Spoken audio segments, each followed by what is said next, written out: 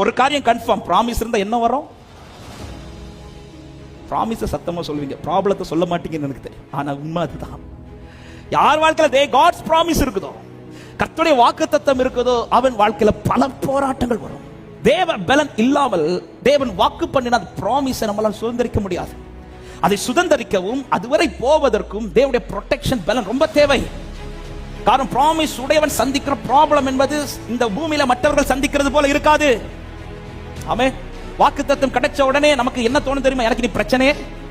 ஆனா உண்மையா சொல்லுங்க, வாக்குத்தத்தம் வந்த பிறகு தானே பிரச்சனையே வருது. என்ன போறசா?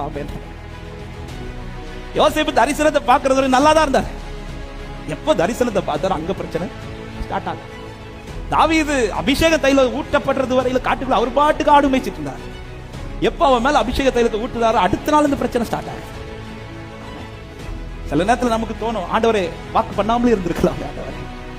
வார்த்தை உடையவனுக்கு, வாக்குத்தத்தம் உடையவனுக்கு மற்றவர்கள் சந்திக்கிற ப்ராப்ளத்தை விட அதிகமான ப்ராப்ளம்ஸ் உண்டு.